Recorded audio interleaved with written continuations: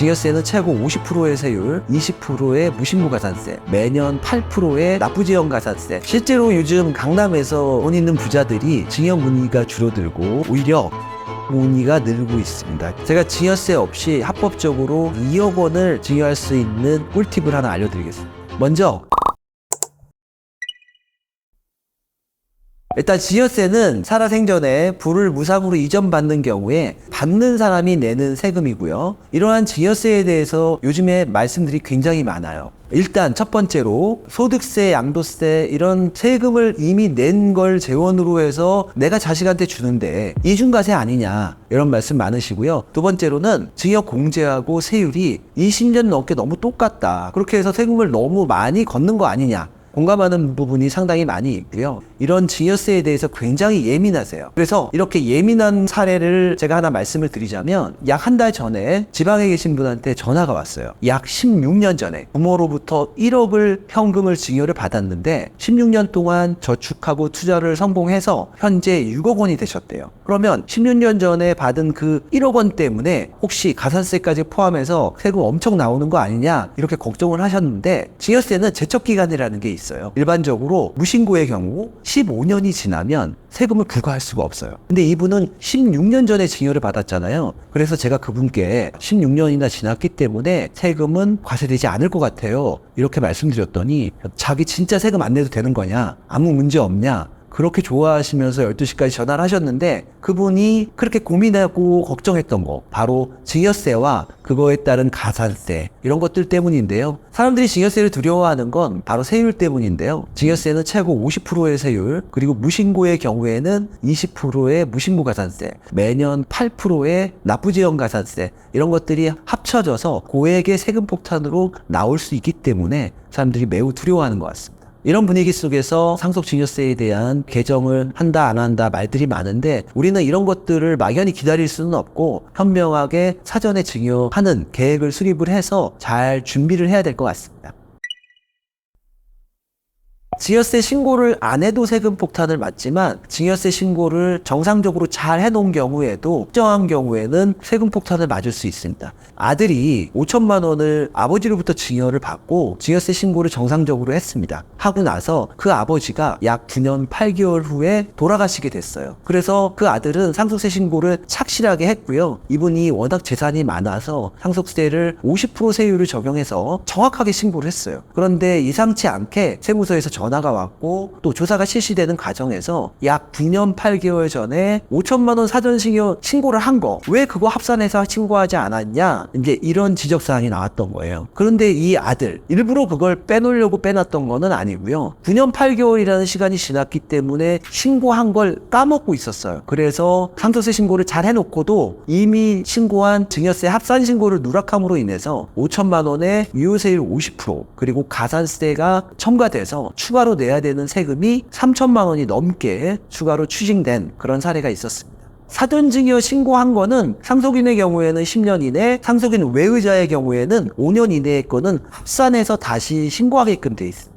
그분은 상속세 신고를 할 때 비증여한 사전증여 재산 목록을 꼼꼼하게 확인했어야 되고요. 그렇게 해서 신고를 했다면 적어도 600만 원 이상의 가산세는 아낄 수 있었을 것이다. 그렇게 생각이 됩니다. 통상의 축의금, 학자금, 용돈은 사회통념상 과세 대상이 아닙니다. 그런데 부모가 받은 축의금을 부모가 아닌 자식이 받는다든가 부모로부터 받은 용돈을 주식을 취득하는 데 사용한다든가 아버지가 있음에도 불구하고 할아버지로부터 받는 손자의 학자금 이런 것들은 증여세 과세 대상이 될 수 있습니다. 가족 간 계좌이체 빈번하게 발생하는데요. 어떤 분들이 이렇게 물어보세요. 갈 때도 증여고 올 때도 증여 아니냐 이렇게 말씀하시는데 갈 때도 증여 올 때도 증여는 아니고 돈을 빌려주고 갚은 거일 확률이 더 높거든요. 그래서 그런 경우에는 돈의 관계를 명확하게 하기 위해서 차용증과 그거를 반환한 기록을 남겨놓는 게 좋을 것 같습니다. 어떤 분은 부모 자식 간에 무슨 차용증을 쓰냐 이렇게 말씀하시는 분들이 가끔 있어요. 근데 차용증은 당연히 무조건 쓰셔야 되고요. 차용증을 또 어떻게 써야 되냐? 먼저 차용증을 쓸 때 이자는 몇 프로를 줘야 되냐? 이렇게 물어보시는 분들이 많이 있어요. 이자는 법정 이자율이 4.6%예요. 그러면 이 이자를 반드시 줘야 되냐? 이자는 연 이자가 1,000만 원 이하인 경우에는 사실 이자를 주지 않아도 돼요. 그걸 환산해 보면 빌려주는 원금이 2억 1,700만 원 이하인 경우에는 연이자가 1,000만 원 이하로 나오거든요. 그러면은 사실 이자를 주지 않아도 되는데 이자도 안 주고 빌려주는 기간도 길고 이러면 그거를 차용으로 보지 아니하고 증여로 보는 경우가 종종 있습니다. 그래서 차용증을 반드시 쓰고 이자는 소액이라도 줘야 되고, 그리고 그 차용 기간을 너무 길게 쓰는 것보다는 적당한 기간으로 써서 연장을 하는 게 맞을 것 같고요. 이자를 내는 게 너무 아깝다 하면 반드시 원금이라도 꾸준히 상환해서 이게 정말 차용이다라는 거를 가세관청에 어필할 수 있어야 된다. 그래야 증여세가 맞지 않고 차용으로 인정받을 수 있다. 그렇게 말씀드리고 싶습니다. 그리고 일단 이렇게 차용해 준 다음에 세무서에서 관심을 안 가지면 한 2, 3년 후에 그냥 자식한테 안 받아도 되는 거 아니냐, 이런 상상을 많이들 하시는데요. 세무서에서 또 무서운 것 중에 하나가 부채 사후관리라는 거예요. 이 부채 사후관리는 부모가 자식한테 돈을 빌려주면 그 내용을 국세청 전산망에다 입력하고 매년 또는 매 2년에 한 번씩 이자는 줬는지, 그 돈을 실제로 갚았는지, 갚았다면 그 돈을 어디서 나서 갚았는지 출처까지 확인을 하거든요. 그래서 이런 부분들은 다 갚을 때까지 국세청에서 바라보고 있다, 이렇게 생각하시면 됩니다.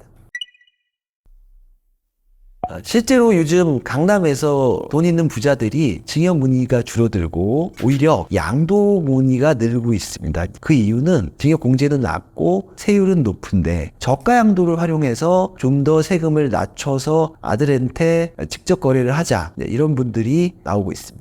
저가 양도를 하면 세금이 얼마나 줄어드는지를 말씀을 드리려면 증여를 했을 때와 저가 양도를 했을 때 세액을 비교해 보는 게 좋을 것 같은데요. 10억짜리 아파트를 부모가 가지고 있는데 이 10억짜리 아파트를 아들한테 넘겨주는 게 이분의 목표예요. 그래서 단순하게 10억짜리 아파트를 증여로 해줬을 그때의 세금이 증여세와 취득세를 합했을 때 약 2억 6천만 원 정도의 세금이 나오는데요. 근데 만약 이거를 증여가 아닌 양도 중에서도 저가 양도 10억 기준으로 3억까지 저가 양도할 수 있는데 10억을 7억에 양도했을 때 그때 나오는 세금이 얼마냐. 1세대 1주택 비과세의 경우에는 12억까지는 세금이 전혀 안 나오기 때문에 양도세는 0, 그리고 이분은 3억을 싸게 거래를 했는데 3억 원까지는 증여세가 안 나오니까 증여세도 0. 극단적으로 이분은 양도세와 증여세를 하나도 안 낼 수 있는 분이고요. 그렇다면 또 내는 세금 취득세죠. 약 3,300만 원의 취득세만 내면 되니까 약 2억 3천만 원의 세금을 아낄 수 있는 겁니다. 그런데 문제가 있어요. 이렇게 하고 싶어도 아들이 현금 7억이 없어서 그렇게 할 수 없다는 점, 그리고 아들이 이후에 이 부동산을 팔 때 취득가액을 10억이 아닌 7억으로 인정받을 수밖에 없다는 점, 그리고 아들이 이 3억이라는 저가 양도를 통해서 이익을 누렸지만 국세청에서는 이런 거를 좀 안 좋아하는 시각을 가지고 있거든요. 그래서 혹시 다른 증여나 다른 문제점이 있다면 이 부분뿐만이 아니라 다른 부분까지 유심히 볼 수 있다는 거, 이런 점은 좀 유의해야 될 것 같습니다. 마지막으로 부모님이 1세대 1주택자가 아닌 다주택자이거나 상가 등을 양도할 때는 비과세 혜택을 받을 수 없으므로 오히려 증여한 것보다 저가 양도한 게 세금이 더 많이 나올 수도 있으니까 미리 계산을 해보고 결정해야 된다는 거 잊지 마십시오. 이제 반대로 양도 대신 증여를 선택했을 때 발생할 수 있는 문제점 3가지를 말씀드리겠습니다. 먼저 증여를 하고 10년 이내에 돌아가신다면 상속세 신고를 할 때 사전증여재산을 합산해야 되는 문제가 있고요. 또한 증여를 하면 다른 상속인들이 뒤늦게라도 알 수 있기 때문에 유류분 청구 소송의 대상이 될 수도 있습니다. 또한 증여하고 10년 이내에 양도하게 되면 자식의 취득가액이 아닌 부모의 취득가액으로 인정받아서 오히려 양도세를 많이 내야 되는 그런 상황이 발생할 수도 있습니다.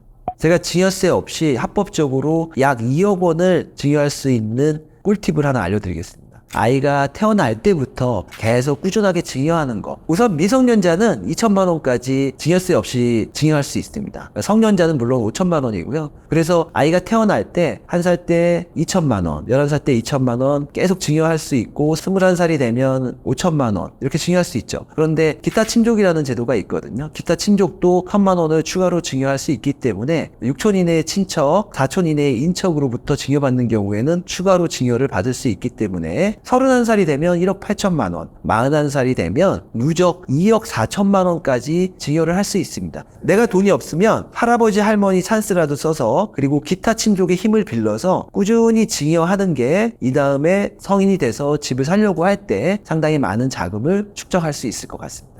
증여는 빠를수록 좋다 이런 말들이 많은데요. 이건 제가 실제로 여러 사례에서 본 팩트입니다. 부동산 가격은 계속 상승하는데 지금 내는 증여세가 아까워서 부동산 취득을 늦게 한다면 지금 내야 될 세금보다 훨씬 더 많은 증여세를 내면서 이후에 부동산을 취득해야 될 수도 있기 때문에 지금 당장 내는 증여세가 조금 아깝다 하더라도 빨리 부동산을 취득해서 그 이익을 누린다면 오히려 증여세를 낭비하는 게 아니라 증여세를 통해서 더 많은 이익을 누릴 수 있는 방법일 것 같습니다.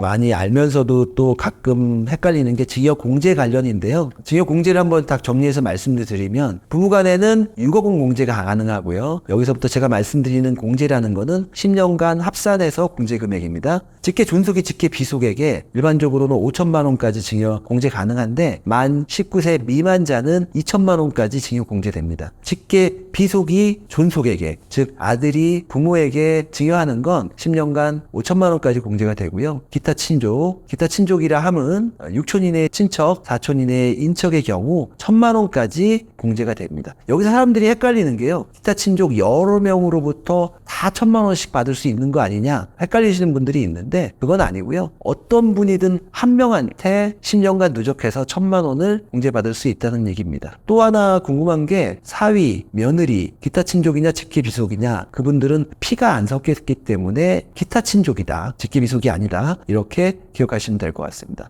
증여세는 아이가 태어날 때부터 미리미리 준비하는 게 가장 좋을 것 같고요. 이제 그런 것들을 아무리 준비해도 막상 부동산을 취득하거나 할 때 저가양도, 차용증 작성 이런 것들 때문에 또 고민을 하게 됩니다. 그래서 이럴 땐 차라리 합법적으로 조금 증여를 해서 조금이라도 빨리 부동산을 취득하는 그런 방법도 좋은 방법이 될 수 있다는 거 말씀드리고 싶습니다.